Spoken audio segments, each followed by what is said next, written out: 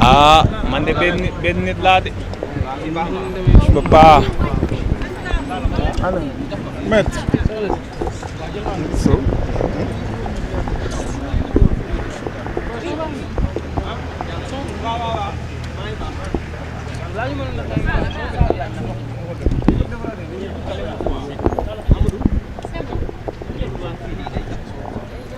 Ah, yéen am ngeen yéen.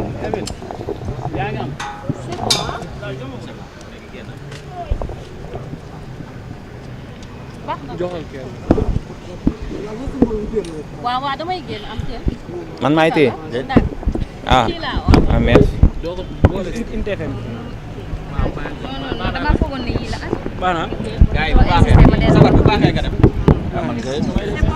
Bana. Qu'est-ce qu'on peut retenir pour rapport aux vérifications de parrainage de Bassirou Diomaye Faye?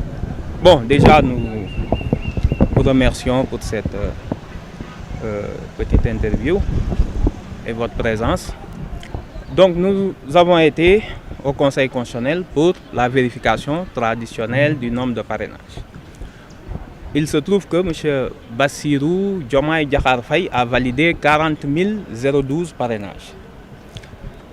Nous n'avons pas eu beaucoup de doublons internes et de doublons externes. Cependant, nous avons été très surpris de trouver un grand nombre, un très grand nombre, autour de 12 000, d'électeurs non identifiés dans le fichier électoral. Je pense que c'est récurrent, vous l'avez entendu chez beaucoup de candidats. C'est un phénomène qu'il faudra sans doute que le Conseil peut-être a intérêt à essayer d'investiguer au niveau de la DAF, parce que 12 000 électeurs, et vous savez quand même le sérieux dans lequel tous les candidats, je pense, pas que nous, on travaille, avec le sérieux avec lequel tout le monde a travaillé. Donc trouver 12 000 électeurs, pour d'autres c'était 20 000, etc. Je pense que ce nombre va finir par atteindre un important pourcentage du fichier électoral. Si on continue comme ça, ce n'est pas une question de doublon. Nous n'avons pas un problème de doublon. On a validé 40 000, mais avec 12 000, vous vous rendez compte, si on n'avait pas ces 12 000 fichiers, on serait à 52 000 quasiment. Maintenant, nous devons régulariser à peu près 4 000... comment 4 219, merci de nous avoir devancé dans le calcul. Bien entendu, nous allons nous remettre au travail. Ce n'est pas la mer à boire, mais vous voyez bien les incertitudes qui sont liées avec ce système de parrainage. Est-ce que vous avez ce stock? Ce n'est pas une question de stock. Là, actuellement, on a plusieurs problèmes.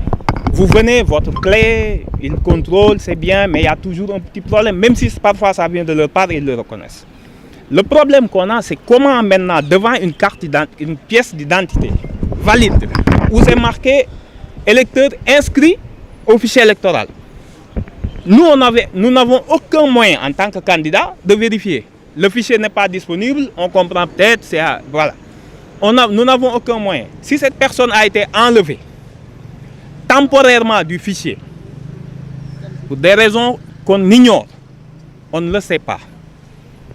Nous ne savons pas si les gens ont été enlevés temporairement, si ces gens ont été enlevés à la suite de la révision qui a eu lieu. Mais vous vous rendez compte, si pour nous c'est 12 000, les autres 30 000, mais c'est qu'il y a énormément de personnes ou qui sont décédées, ou de personnes qui ont perdu leur droit civique, ou de personnes qui ont déménagé, ou de personnes qui l'ont demandé. C'est beaucoup, c'est beaucoup. Donc il y a un problème, il faut le résoudre.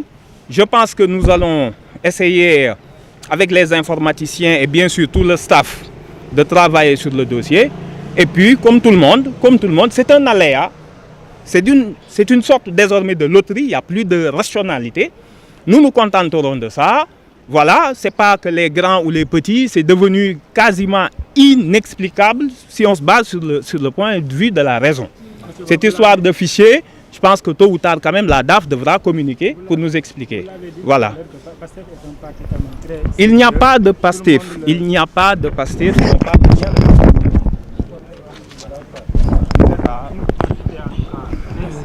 Oui. Vous étiez au courant des aléas du parrainage. Pourquoi vous avez si ce mode de parrainage citoyen au détriment d'un parrainage par les élus, par exemple? Non, ça, vous savez, un candidat sérieux, quand on vous donne une facilité et que vous voulez montrer que vous avez une représentativité, vous avez le choix. Nous, on a eu d'autres impératifs que vous connaissez, que ce soit judiciaire et autres. Nous avons choisi, nous, de montrer que nous avons une représentativité nationale qui nous permet d'aller au parrainage citoyen. On aurait pu choisir la facilité. Il y en a un qui a annoncé qu'il avait 5 millions, il s'est réfugié derrière le parrainage de ses... Combien de documents il a gaspillé? Vous vous rendez compte le nombre de photocopies pour 5 millions? C'est 500 000 copies. Mais bon, bref. L'essentiel, nous nous mettons au travail. Bientôt, vous aurez peut-être un communiqué qui va vous expliquer, si nous sommes convoqués à nouveau, ce que nous allons faire. On vous remercie. D'accord, peut-être que ci wolof rek bi nga génnee ci kii bi lu ci mën a jàpp jàll ngeen am jàlloo leen.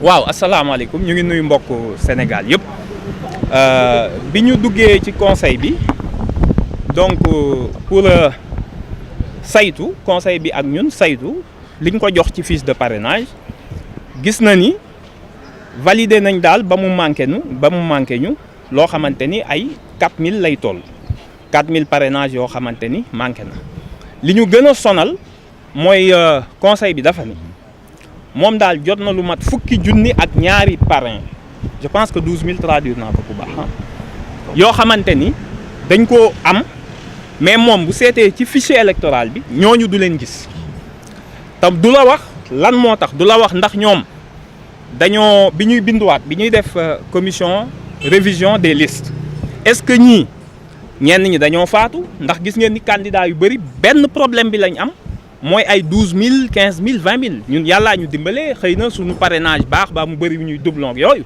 mais kon normalement sax duñu mën a yegg si fii ñu yegg si léegi nag ñooñu foog ñoom ñu jéem a xool conseil bi ginnaaw dalul ku ndaw dalul ku mag seetlu nañ ni ñu bëree bëri la dal ñoom ñu jéem a xool ak daaf lan mooy problème mu ay nit ñoo xam ne am nañ carte d'identité ñu bind ci inscrit électeur lañ mais boo ko dugalee tey jii ci fichier bi ni la xamu leen te ñun yëguñu ñu bëree bëri ci ñoom te loolu day poser problème ci élection yi ndax ñii ñuy wax fichier introuvable ku ne ci ñoom ngee carte d'identité donc su demee di voter ji dañ naan ko fii du sa bureau de vote parce que génn nañ la ci fichier bi te yëgoo ko au-delà de affaire u parrainage yi conseil constitutionnel dafa am intérêt lijjanteeg daaf ce nombre là boo xamante ni ay personnes nee nañ xamuñu leen gisuñu leen nekkuñu ci fichier bi te koo laal ci ñoom dina ne la voté woon na ci législative léegi nag ñu ngi remercier en tout cas suñu équipe yeeg la population qui nous a soutenu ñun xam ngeen ni ñun ñoo mujjee ñëw ci mbir mi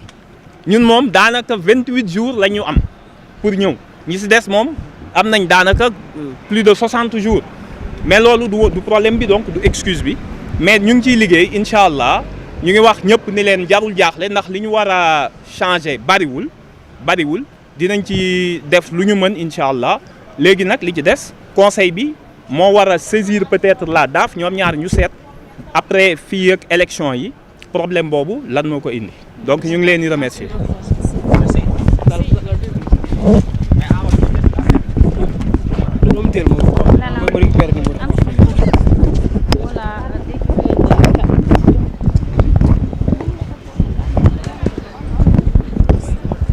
Donc, c'est bon? Donc, dégg ngeen kàddu yi nga xamante ni moom la mandataire Bassirou Diomaye Faye bi wax. Donc mu nekk kàddu yoo xamante ni nii je crois que leer na. tey ki nga xam ne moom mooy Bassirou Diomaye Faye mën nañ jàpp ne peut-être problème mu doublon yi du ko sonal de trop. étant donné que li mu war a régulariser bëriwul mais suñu amee benn taxaw seetlu ci kàddu yi nga xam ne mandataire bi yëkkati na ko bokk na ci candidat yëpp même problème la ñu am. donc est-ce que du DAF aussi. comme ni mu ko waxee du ñu xoolaat façon bi nga xamante ne moom la ñuy monter dossier yi.